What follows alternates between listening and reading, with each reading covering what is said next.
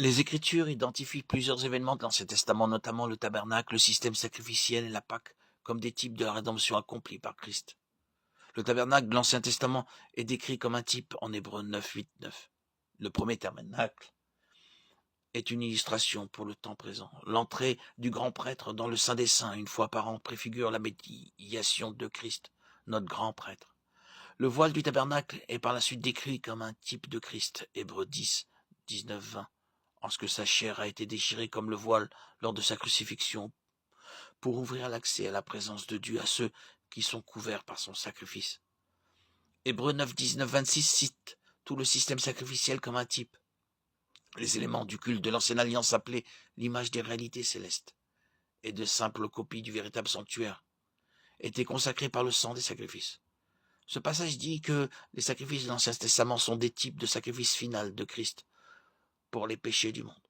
La Pâque est également un type de Christ selon 1 Corinthiens 5, 7. Christ, notre agneau pascal, a été sacrifié pour nous. Une étude de ce que les divers événements de la Pâque nous apprennent exactement sur Christ est très enrichissante. Il est important de faire la différence entre une image et un type. Les types sont toujours identifiés comme tels dans le Nouveau Testament. L'étudiant de la Bible qui cherche des corrélations entre une histoire de l'Ancien Testament et la vie de Christ trouvera des images, pas des types. Autrement dit, la typologie est déterminée par les Écritures. Les types sont inspirés par le Saint-Esprit, tandis que les images et analogies sont le fruit de l'esprit humain.